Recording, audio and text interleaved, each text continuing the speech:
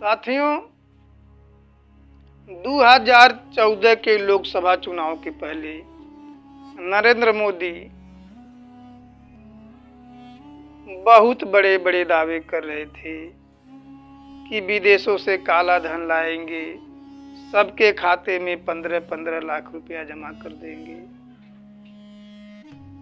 उन्होंने छत्तीसगढ़ में 7 नवंबर 2013 को भाषण देते हुए कहा था कि विदेशों में जितने भी काले धन है, चोर लुटेरों का काला धन है, यदि उस काले धन को हम विदेश से लाएंगे और सबके खाते में यदि डालेंगे तो 15 से 20 लाख रुपए प्रति व्यक्ति के खाते में मुफ्त में मिल जाएगा। लेकिन आज सरकार बने हुए 7 वर्ष हो गए, मोदी को प्रधानमंत्री बने हुए, न तो किसी के खाते में एक फूटी कौड़ी आई और न ही काला धन आया। दरअसल ये बात है, मोदी सरकार शासक वर्ग के हितों को ध्यान में रख करके ये घोषणा किया गया था और मूल निवासी बहुजन समाज के लोगों का वोट पाने के लिए इनको बरगलाया गया था, जिसके झांसे में आकर के मूल निवासी बहुजन समाज के लोगों ने उनको वोट दिया, उनकी सरकार बनी और आज तक काला धन का एक फूटी कौड़ी भी न किसी के खाते में गया न विदेशों से लाया। दोस्तों, श्वेत पत्र के अनुसार 2001 से 2011 के शासक वर्ग के श्वेत पत्र के अनुसार 126,000 अरब रुपए विदेश में भारतीयों का काला धन के रूप में जमा है और हमारे देश की आबादी 130 करोड़ है।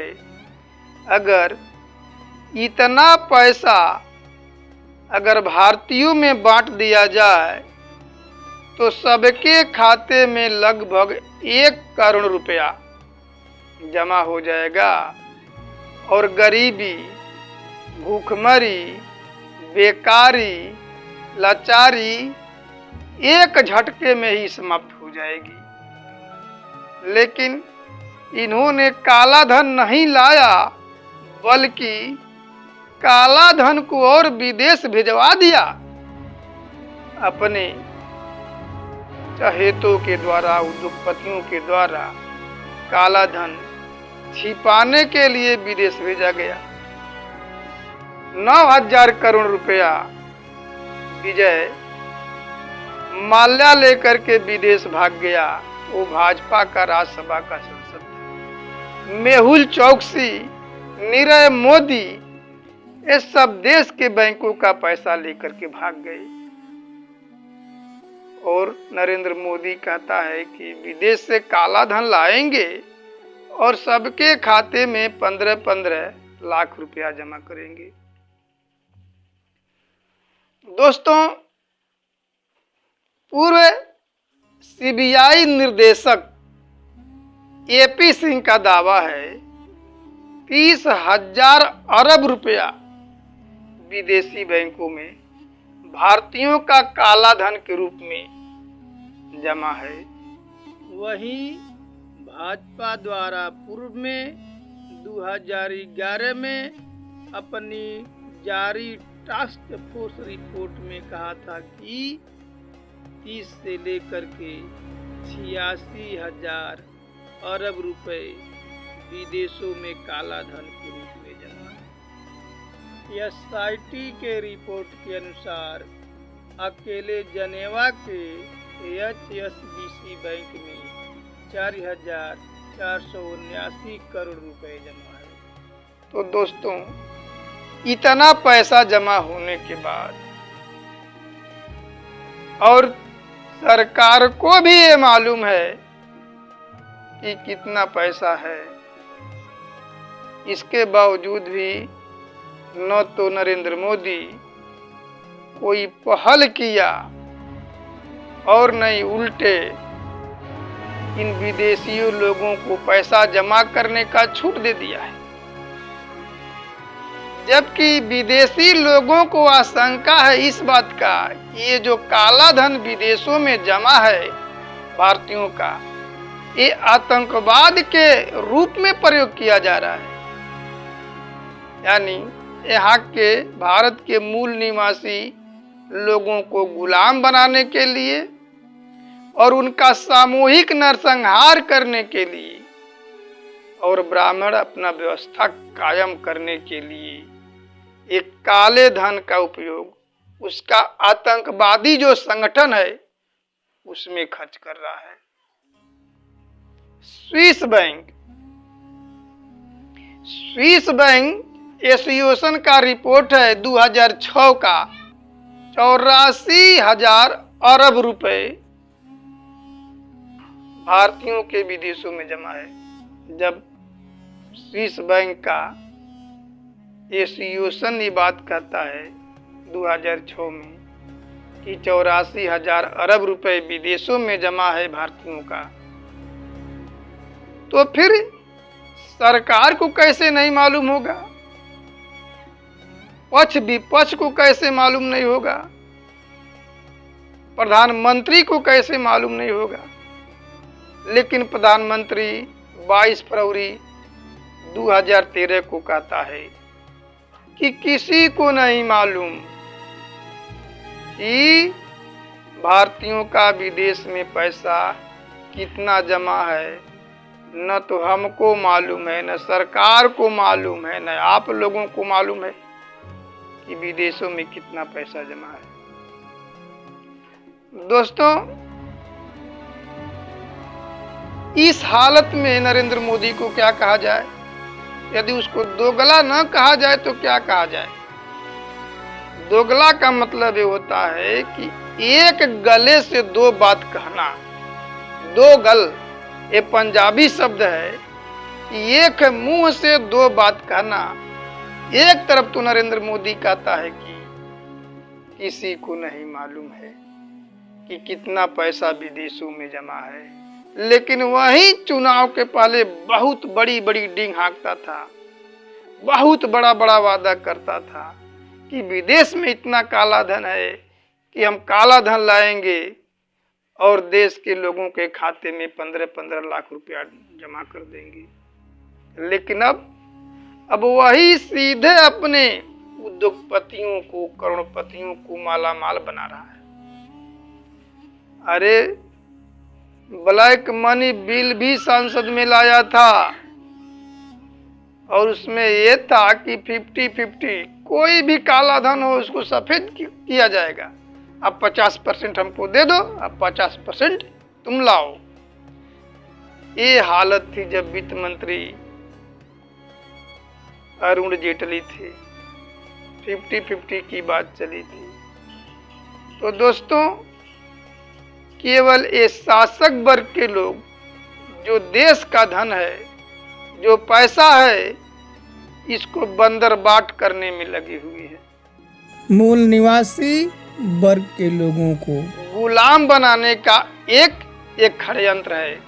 ब्लैक मनी बिल केवल दिखाने के लिए वो नाटक था, लेकिन आज तक मोदी सरकार किसी भी व्यक्ति का, काला धन रखने वाले व्यक्ति का नाम कहीं भी उजागर नहीं किया। तो दोस्तों, एक काला धन का मतलब है उस काले धन से यहाँ के मूल निवासियों को गुलाम बनाना है, मूल निवासियों को, अर्थव्यवस्था को तोड़ देना है और उस पैसे के द्वारा इन मूल निवासियों का नरसंहार कराना है, क्योंकि उसके पास एक आतंकवादी संगठन है जिसके द्वारा मुसलमानों का, SC, ST, OBC, माइनॉरिटी का नरसंहार कराता है। और इस शासक वर्ग के लोगों को अच्छी तरह से मालूम है कि हमें एक बार पुनः इन लोगों के ऊपर मनुस्मृति लागू करना है। इसीलिए वह भारतीय संविधान को नहीं मानता है, दिन प्रतिदिन छेड़छाड़ कर रहा है, संशोधन कर रहा है, अरे नया संसद बनवा रहा है। और बीजेपी के RSS के लोग कहते हैं कि नया संसद में नया संविधान लागू होगा। ये बहुत बड़ी साजिश है भाइयों। देश भूखों से मर रहा है, बेरोजगारी है, इधर संसद बनवा रहे हैं। क्या पुराना संसद काम लायक नहीं था? इधर मंदिर बनवा रहे हैं सब, और देश भूखा मर रहा है। कोरोना के समय गंगा में लाश बहती दिखाई दे रही थी। पूरे विदेशों में थू थू छी छी हुआ, बदनामी हुआ। ये भिखमंगों का देश है। सही बात है। जब तथागत गौतम बुद्धा थे उस समय विश्व गुरु था हमारा देश। उन्हीं के समय सोने का चिड़िया भी था, लेकिन ये सब गोबर की चिड़िया बना दिए हैं। हमारे देश की ऐसी हालत हो गई है। ऐसे समय में देश में क्या हो रहा है? बहुत कुछ हो चुका, बहुत कुछ होने वाला है, लेकिन देश की जनता अभी के कान में अपने तेल डाल के सोई है। ये फर्क करना मुश्किल पड़ रहा है कि कौन सोया है और कौन जागा है। एक जज साहब बात कहे थे तो उनकी बात कही हुई सत्य है। इतना सब होने के बावजूद भी SC, ST, OBC, माइनॉरिटी के लोग जैसा चाहिए वैसा आंदोलन करते हुए सड़क पे दिखाई नहीं दे रहे हैं। तो दोस्तों, ये जो काला धन का काला सच है, ये काला धन केवल विदेशों में जमा नहीं है। जो इसके पंडे पुजारी खा खा करके घी, दूध, दही जो चढ़ावा जाता है, खा करके लोग तोना फुला लिए हैं, तोना मोटा कर लिए हैं साले सब। ये भी मंदिरों में इतने ज्यादा पैसा है कि यदि उस पैसे को निकाल दिया जाए 12,000 लाख करोड़ रुपए 2005 में जमा था, और 22,000 मीट्रिक टन सोना देश के छोटे बड़े मंदिरों में, जो 10 लाख छोटे बड़े मंदिर हैं, उसमें इतना सोना और रुपया पड़ा हुआ है। वित्त मंत्री जब कांग्रेस के पी चिदम्बरम थे तो संसद में बात कही थी। तो ये सब यूरेशियन विदेशी ब्राह्मण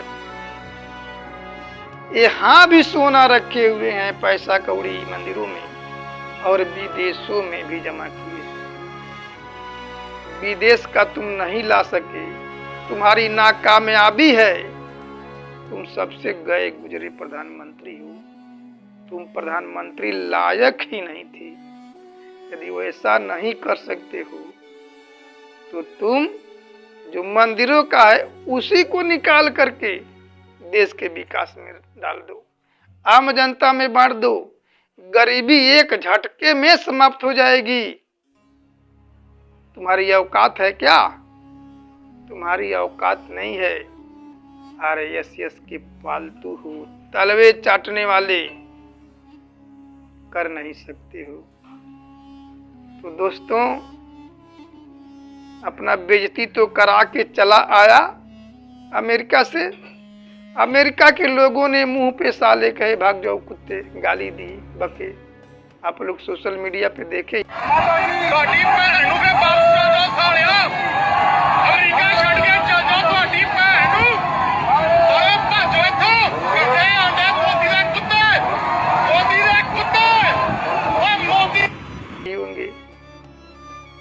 उसका स्वागत करने कोई एयरपोर्ट पे गया नहीं, यहाँ भी उसका स्वागत करने के लिए नहीं गया।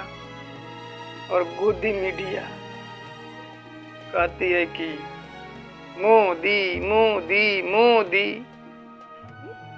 भाड़े पे आदमी को बुलाता है गांव में, और जब गांव पे से बुलाता है 500-500 रुपए में बुलाता है वो आदमी। एक आदमी को 500 रुपये दिया जाएगा, चलिए नरेंद्र मोदी फला जगह आ रहे हैं। एक हमारे गांव कार्यकर्ता था,